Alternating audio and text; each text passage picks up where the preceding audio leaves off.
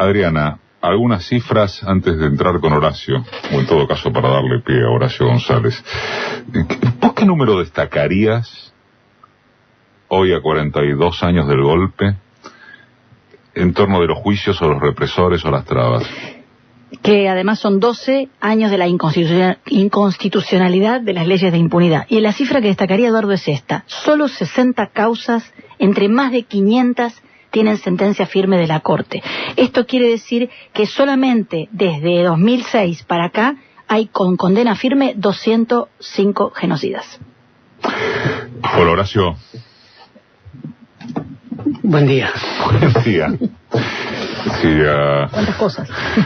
Sí, obviamente que Horacio está acá con motivo del 24. Lo íbamos a juntar a Horacio con Zaffaroni. Zaffaroni viajó a Costa Rica, Brasil, ¿no? Una cosa así.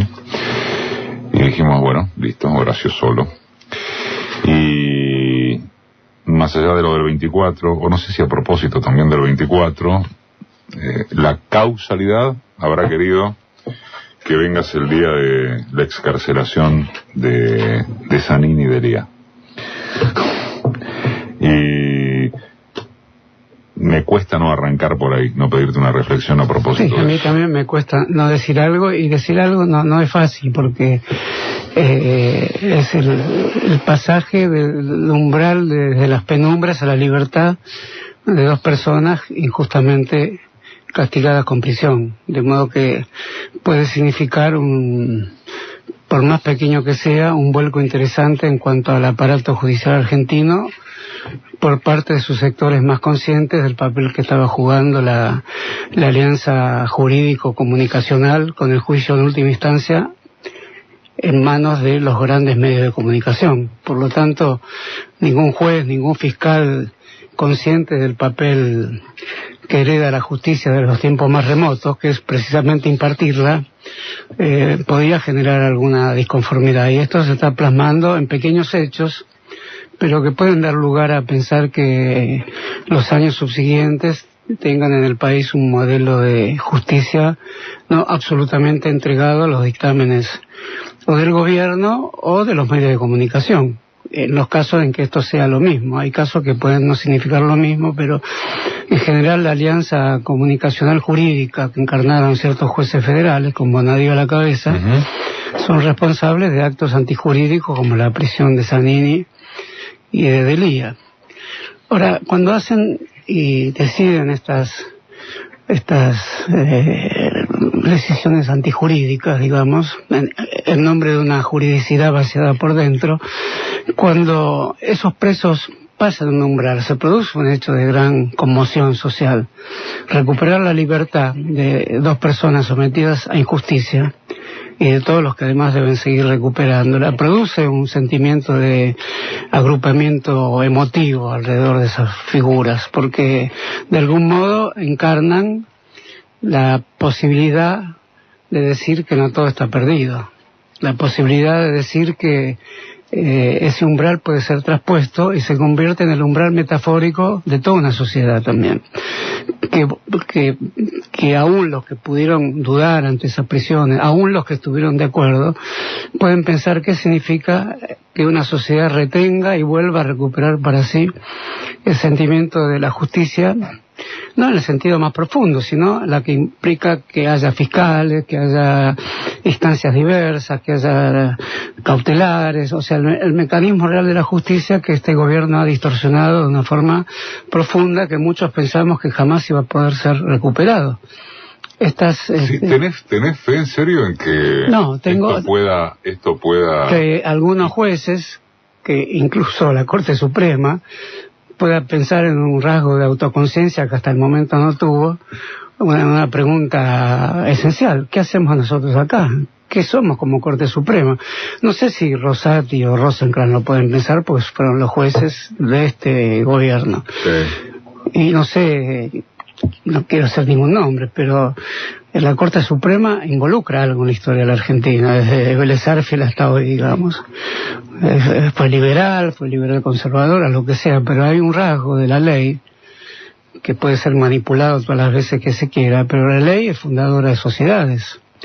la ley en el sentido normativo profundo. Sí. Por lo tanto, el que pasó 7 años en la Facultad de Derecho, hizo una tesis, lo llaman doctor de aquí, doctor de allá, señor fiscal, que le sirven café y le revuelven el café con una cucharita de sus ordenanzas. También en el fondo puede pensar algo ese personaje. Y acá, y además están los que ya lo tenían pensado desde antes, que era una minoría, encabezado por jueces probos, que fue el proceso que se llamó justicia legítima, que de algún modo es una expresión redundante, pero esa redundancia era necesaria porque había una justicia que operaba bajo la ilegitimidad, como aún sigue haciéndolo en gran medida. Pero eso no puede ser para siempre, ni abarcó a todos los estamentos de la justicia. Como la justicia tiene una sensibilidad para interpretar lo que ocurre en la sociedad muy profunda, y por lo tanto hay que pensar la justicia no solo como la aplicación de normativas, sino como una forma de lectura profunda de cómo se mueve una sociedad. Podemos imaginar que estos dos hechos, la libertad de Zanini y de Delia, pueden anunciar un tipo de comportamiento diferente en los jueces que dudan, en los fiscales que dudan en convertirse en un aparato subsidiario y tributario de las decisiones del gobierno. Que se produciría porque hay un escenario, pues justo creo que entraste al estudio cuando estábamos peloteando eso con Adriana.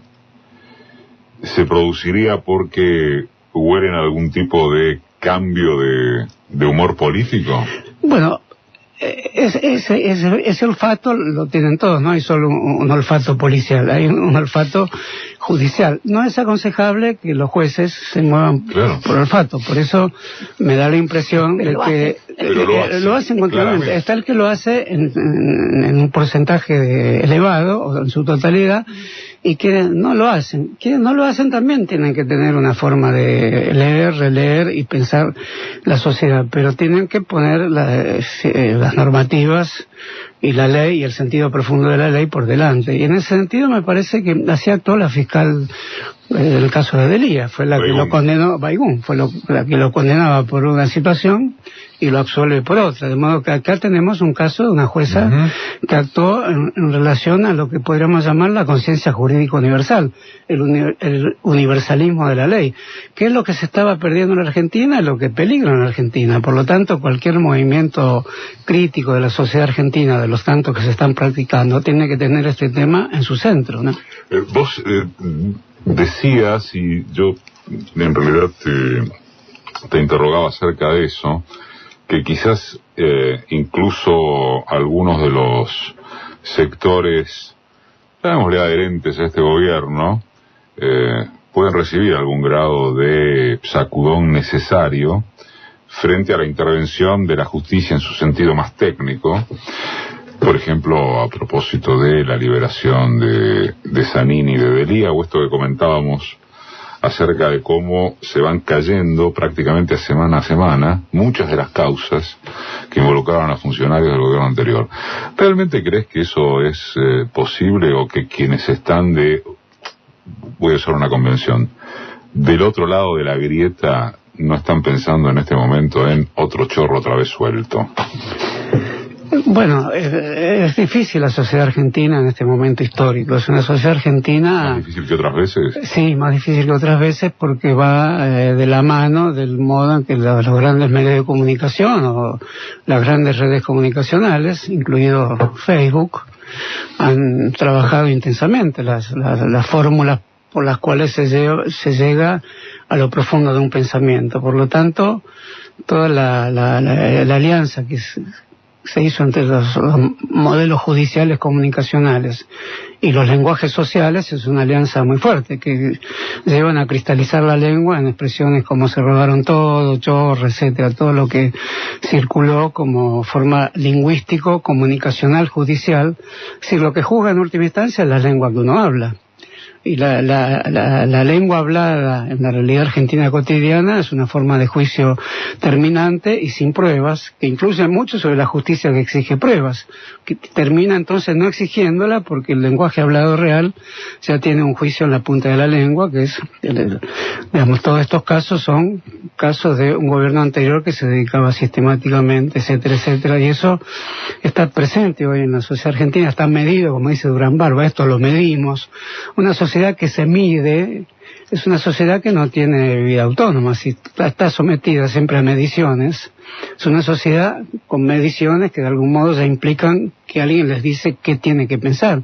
Por eso todo movimiento social de respuesta a esta desgraciada situación que vive la Argentina, en lo económico, en lo judicial, en lo político, tiene que incluir este tipo de temas. Y por eso mismo los que hoy salen en libertad son personas que están ungidas como por un elemento interesante, que es que algo pasó en algún sector de la justicia minoritario por el cual adquirieron la libertad, y algo debe pasar en ellos en el sentido de que lo que digan puede ser inspirador. Por ejemplo, escuché a Zanini y Delia, sí. Ambos están diciendo cosas interesantes y tienen...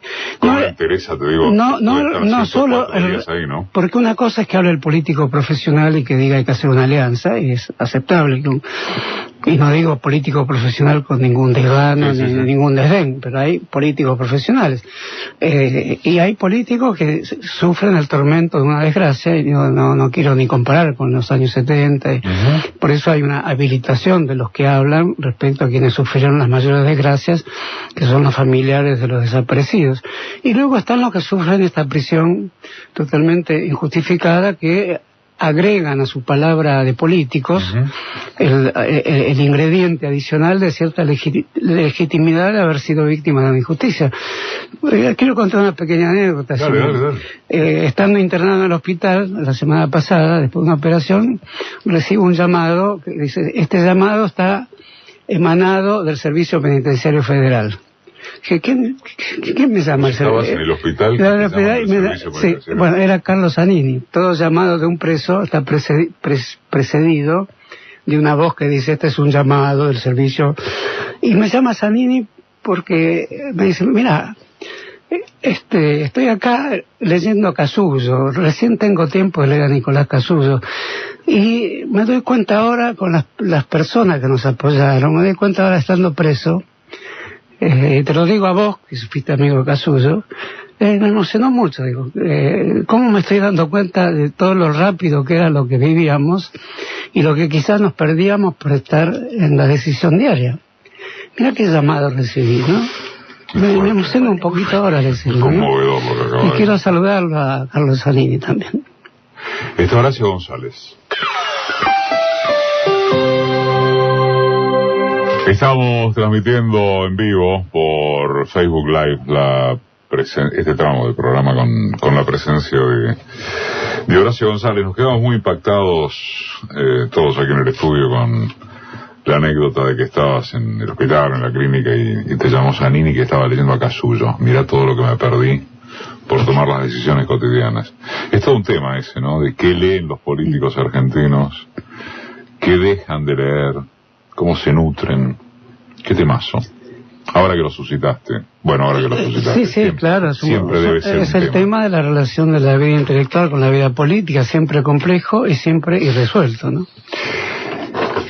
¿Vos decís que este 24 tiene alguna característica especial, o en todo caso alguna característica reforzada por lo que significa el marco político en que se da? Sí, reforzada porque hay un hilo interno sigiloso que une el gobierno de Macri con las decisiones represivas de los años 70. No digo que ellos las tomaran, no digo que ellos públicamente las avalen, porque de hecho ocurre que en la provincia de Buenos Aires hay decisiones como la que tomó la gobernadora, etcétera, que indicarían que el gobierno se suma a la gran corriente social que repudia los hechos de los 70, pero en el trasfondo último de ciertas personas del gobierno, no sé si del mismo presidente, existe la idea de que aquello que sucedió debía ser tratado de la manera en que el Estado lo trató.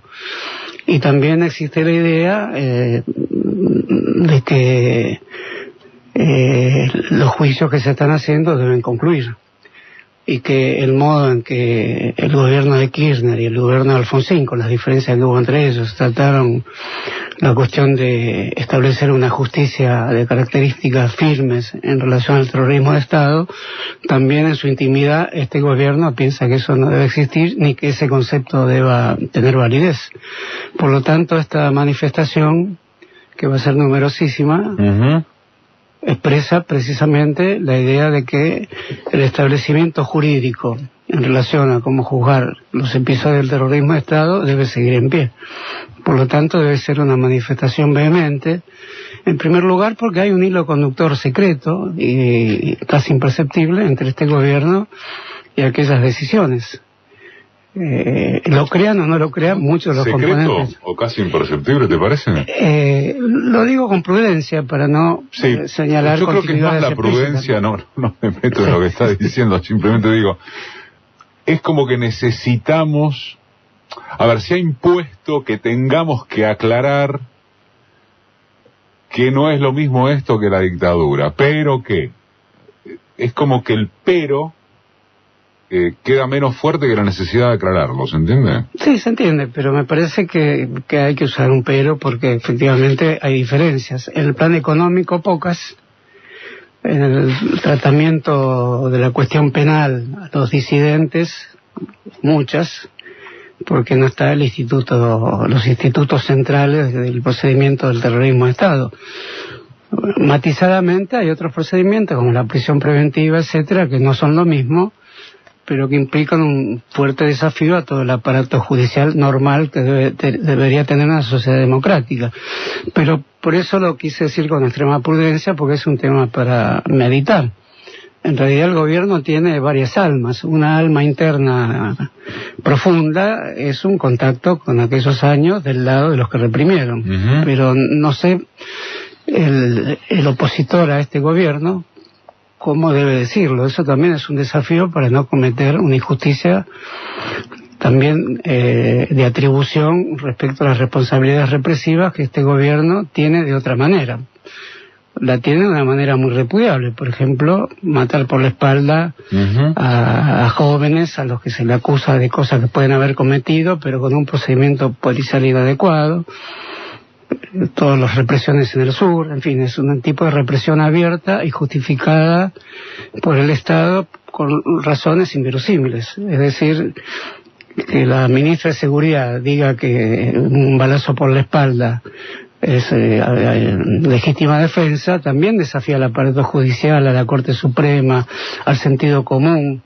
No es lo mismo que el procedimiento de aquellos años, pero es el repudio que tenemos que tener hacia esas declaraciones de la ministra de Seguridad tampoco es lo mismo, pero introduce un tema de profunda complejidad respecto a cuál es la continuidad que establece este gobierno con los años 70. Por supuesto que ese tema está abierto, pero por ejemplo te doy un ejemplo de lo que es la ciudad. Esta ciudad está siendo transformada virulentamente por el gobierno, por muchas razones aceptables. Se arreglan veredas, se traza una nueva red de transporte, con otro tipo de concepto en relación a lo que debe ser el transporte urbano, y se hace cada vez más difíciles pensar las grandes marchas colectivas. La Plaza de Mayo está por la mitad, se sacan símbolos, hay un problema con los símbolos. De hecho hoy han tenido que levantar parte de un vallado como para que puedan entrar a alguna parte. No, por eso no había plaza la hoy. Simbolización de los 70 corre riesgos. La memoria de los desaparecidos corre riesgo. Todo está en riesgo con este gobierno.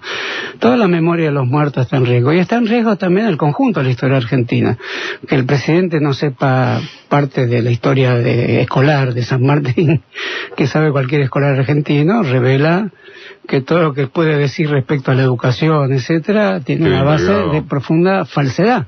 Entonces esa profunda falsedad, usar dos medidas diferentes para los chicos down, todo eso, es justo desde el punto de vista de una reivindicación en relación al tratamiento de cuestiones que atañen a la condición humana y la sensibilidad que hay que tener, y el modo en que el presidente las hace, como una publicidad de yogur, digamos. Todo es publicitario y por lo tanto la ciudad publicitaria es una ciudad que publicita servicios abstractos, modos de transporte abstractos. Es la ciudad que relaciona el modo en que se comportan los medios de comunicación de transporte urbano con los medios de comunicación de símbolos, o sea, la gran red comunicacional que está al servicio del gobierno, y el propio gobierno vinculado con las finanzas, que tiene el mismo tipo de reproducción de financiera. Por lo tanto, la ciudad es la ciudad financiera, están pensando en forma financiera, el modo de transporte, el modo en que se arregla una vereda. Ahí en la cuadra de mi casa están arreglando una vereda donde había una placa de desaparecidos. No la sacaron, yo pregunté a los albañiles de la ciudad, no la vamos a correr, no sé qué significa, la pusieron no en la entrada de la casa, sino en un ángulo. Esos metros que la corrieron, no quiero exagerar, pero tienen un significado, están corriendo. La reformulación urbana que están haciendo es una reformulación urbana que le quita a la ciudad su memoria. Las marchas les molestan y al mismo tiempo están obligados a fingir permanentemente en nombre del pluralismo que proclamaron en la campaña, que aceptan todo, y ese aceptar todo se convierte en una abstracción. Depende de los funcionarios también, sí, porque algunos toman el tema... Fingiendo. Horacio, hoy no hay un acto oficial por el 24 de marzo. Hubo uno ayer en La Plata, nada menos que con María Eugenia Vidal. No, yo estoy hablando de un acto nacional encabezado por el presidente de la Nación. Sí, está bien, digamos, eso lo pueden dibujar, digamos. Además, con Vidal dibujan de otra manera, si querés. Pero no hay un acto oficial. Para no hablar de que hoy no vas a encontrar, salvo un recuadro de 2 columnas, creo que en página 18 de Clarín, una sola mención a esta tarde. Ni una. No sé cuánto. No, es evidente que el gobierno, para decir algo más claro de lo que uno intenta decir, porque lo estamos vinculando con un hilo sigiloso a esos años. Esos no tomaron la decisión de esos años, pero son la consecuencia de los planes económicos, y su modelo represivo es vecino a aquel modelo represivo. Entonces algo hay que decir al respecto. Por lo tanto, en la boca de Macri pueden salir risas en la cena con Mirta Legrand y Tinelli, pero no salen ningún tipo de enunciado en relación a esos años 70, primero porque no les sale hablar de la historia nacional, no tienen su lenguaje, tienen la palabra offshore en su lenguaje, incluso para decir ahora que son legales, que si se los declara son legales. Entonces es un cambio muy importante esa declaración, pero eso es lo que tiene en su equipaje de palabras, digamos. No hay equipaje de palabras para hablar de esa época. Por eso lo que preferirían es el silencio sobre esa época y sobre todo las épocas de la Argentina, porque cualquier movimiento social que responda a esto, por eso yo tengo una cierta observación sobre los intentos de unidad que se están haciendo, que apruebo, por supuesto, todos estamos observando con cierta angustia patriótica lo que se hace por ese lado, pero tiene que tomar con más vehemencia la idea que este gobierno deshistoriza toda la historia nacional. Por eso hablar del nombre que tienen las fuerzas políticas que se contrapongan a esto, tienen que ser nombres, por un lado, nuevos, por otro lado, los nombres de la tradición política argentina, de sus fuerzas populares, de sus movimientos populares, no pueden ser empleados así nomás, porque si son empleados para que salten la valla que les impone el gobierno de deshistorización total. Los radicales aceptaron casi por entero su deshistorización. Sí. Ya no importa lo que sean. Y buena parte del peronismo también la aceptó. Por eso estamos ante un grave problema de deshistorización del conjunto de la sociedad argentina. Por eso no sale ninguna advertencia al gobierno que tenga algo que decir sobre los 70, ¿no? Está Horacio González. Escucha, Marca. Jugá con las certezas y las dudas. 11:35. Quiero cerrar con vos, Horacio. Cerrar es una forma de decir hablando nunca se cierra con Horacio González, como no se debe cerrar. Hay que cerrar. Cerramos y volvemos a abrir. No, pero vos siempre es la dulce dialéctica del cerrar y del abrir. Por eso. Recién estabas hablando de la deshistorización que propende el gobierno, antes del manipuleo de eso que se conoce como opinión pública, la dificultad más grave aún en torno de cómo hacer la radiografía de la sociedad a partir de lo que es la incidencia de los medios. Y pregunto, seguramente de las redes, y no voy a dejar pasar tu presencia para no sin citar el escándalo estallado esta semana a partir del uso de Facebook, de los usos de los datos personales de cuentas de millones y millones de usuarios, con alguna particularidad, si se quiere, que podría tener la Argentina, a propósito de cómo los ejércitos de trolls del gobierno pudieron haber trabajado y eventualmente incidido realmente, y aquí va la pregunta, en las últimas elecciones legislativas en particular. ¿Cuánta entidad le das a eso respecto de la penetración de las conciencias a partir de mucha inteligencia en el manejo del mundo digital o comunicacional en general? Bueno, mucha, ¿no? Ahora, como para emplear la expresión de Durán Barba, no sé cómo medirla, porque no se puede, no es tangible esa influencia, es una influencia drástica, pero no es posible decir cuáles son las mediaciones por las cuales una operación de las redes, que es la catalogación de las personas, más que la catalogación de las personas por sus gustos, preferencias y consumos, es más bien una construcción de personas. Hace bastantes décadas que se está construyendo personas a través de lo que podríamos llamar un capitalismo digital. Uh-huh. Esto no condena la revolución técnica, pero sí condena varios de sus usos, y específicamente el que produce nuevas personas a través del modo en cómo son clasificadas, a través de la información que esas mismas producen. De modo que las redes se sostienen en su supuesta gratuidad por el modo en que absorben sujetos o absorben conciencias. Por lo tanto, las redes forman parte de una conciencia universal o de una conciencia colectiva que a su vez se clasifica, y esa es una información de tipo financiera, no es solo la venta de un producto en un supermercado, es un tipo de compraventa que está en una escala financiera mundial. O un producto político. Bueno, se vende como producto político, por lo tanto no es fácil decir si Trump ganó las elecciones por tener esa información de millones de personas respecto a si juegan al tenis los domingos, si van a pescar al delta los sábados. Pero esas catalogaciones existen desde hace mucho. Lo que ahora se reveló es que se hizo a través de un mecanismo extraño, que es una encuesta a 300.000 personas que fueron arrastradas por todos sus contactos. Esto revela que hablar a través de los medios tecnológicos no es cualquier cosa. Toda habla está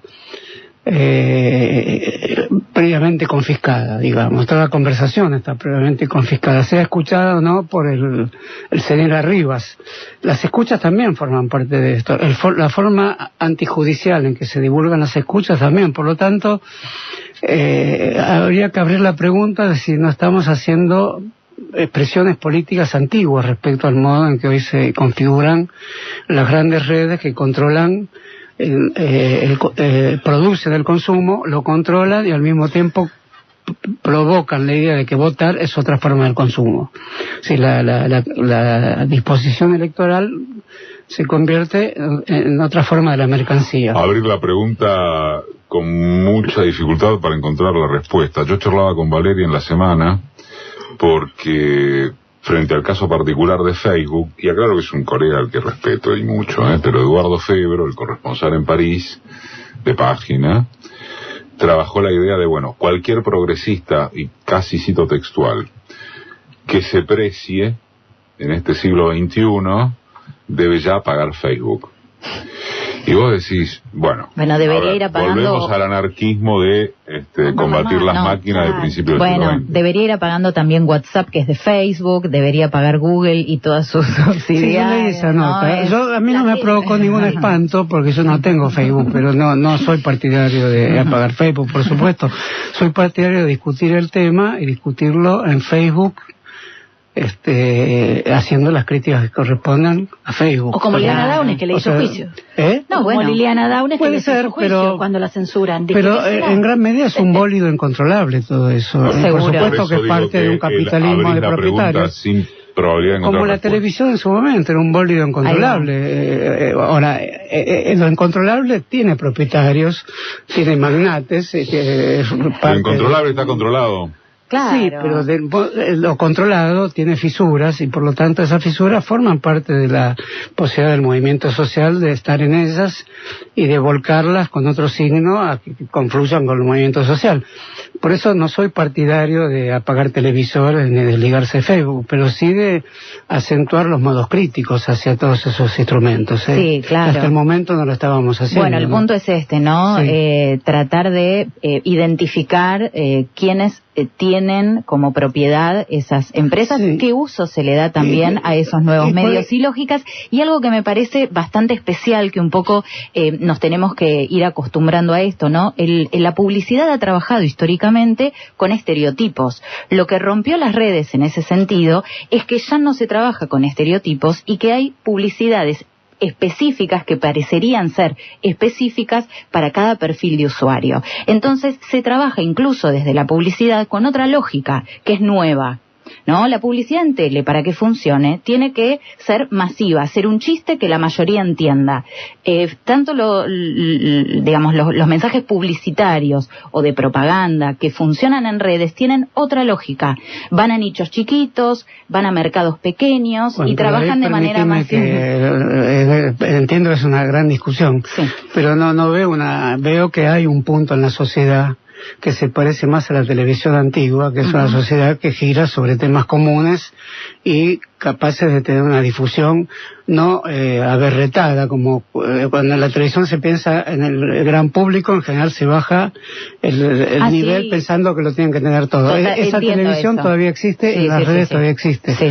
Pero no puedo concebir una sociedad que sea una mera suma de nichos tampoco. Por lo tanto, me parece que una sociedad tiene que tener un alma capaz de recogerse a través de un núcleo central que después pueda tener distintas diversificaciones, pero no puede dejar de existir esa capacidad de totalización. Por eso la televisión, lo que Eliseo Verón llamaba la paleotelevisión, algo era también, porque tenía lenguajes que hoy nos parecen totalmente antiguos, y sin embargo se adecuaban. La idea de la herencia social antigua influía más sobre la televisión. Después la televisión revirtió su influencia y es ella la que nos acostumbró a pensar en nichos: el que va para el mojólico, el que va para los ojos, el que le gusta la galletita Terrabús, y todos somos esos nichos. En eso abriría también la discusión de qué significa una sociedad de nichos. Son todas preguntas. Incluso con esa palabra nicho también. Hubo una nota interesante de Jorge Alemán, a quien también citábamos el otro día, en torno de que, ojo con este criterio, digo, en respaldo de lo que está diciendo Horacio, porque si no te están vendiendo una suerte de sociedad poscapitalista, progre, autorregulada, donde la suma de los nichos, donde la suma de los nichos no determina una estructura central, digo, una orientación universal en términos de grandes ideas. La estructura central no están las clases sociales. Eso, bueno, pero eso está, Eso para mí está y no estaría en debate. Yo digo otra cosa, es claro, cómo lo disfrazan eso para que cada consumidor se crea un hueco. Esa es la lógica. Exacto. Claro, no es que eso suceda, digo, esa es la lógica que aplican. ¿Te parece que escuchemos a Natalia Suazo? Ella es periodista, es politóloga, y para mí da una señal que es clave para interpretar esto que está pasando no solo con Facebook. Estas empresas están concentrando mercados. Facebook concentrando el de las noticias, Google el de los datos y lo que se llama la inteligencia artificial, que no es más que aprender sobre cada cosa que nosotros buscamos, tipeamos o miramos en Internet para ofrecernos productos. Hacia futuro va a haber dos cuestiones que las van a poner en vías de regulación. La primera, el uso de los datos personales, y la segunda, las posiciones monopólicas de mercado. Especialmente en esto va a tener importancia las nuevas directivas de la Unión Europea contra la utilización de datos por parte de estas empresas y contra los monopolios. Finalmente, sobre los datos personales, un debate. Hay algunas posiciones de otras empresas que dicen que nos deberían pagar por los datos que se usan sobre nosotros, que cada dato que nosotros damos debería convertirse en dinero, lo cual mi postura y la de otras personas es que eso es de nuevo una salida económica y mercantilista a un problema económico, y que en realidad el problema tiene que ser político, tiene que ser politizar la tecnología, entenderla más críticamente y entender qué hace con los contenidos en este caso, pero poder diferenciar, ¿no? Y el otro punto es agregarle ética a los algoritmos, es decir, que no todas las decisiones de las plataformas sean eficiencia económica y para ganar dinero, sino que empecemos a entender cuáles son las consecuencias políticas, económicas, sociales y pensarlas a las plataformas también más localmente nos va a ayudar. Un tema sencillo, politizar la tecnología y aplicar ética a los algoritmos. Una pavada. Si querés, venís González y te dedicamos las 3 con horas. un manual kantiano de ética a ver cómo podemos hacer con los algoritmos. Ahí vamos. No, porque parecería ser que cuando se habla de algoritmos se habla de ciencias duras y entonces nadie puede opinar, es lejano. El algoritmo lo que sea, es un signo de carácter semiótico, que tiene un respaldo económico. Revolucionemos Facebook. Total. Eso. Gracias, Horacio. Bueno, gracias a ustedes. Un abrazo enorme.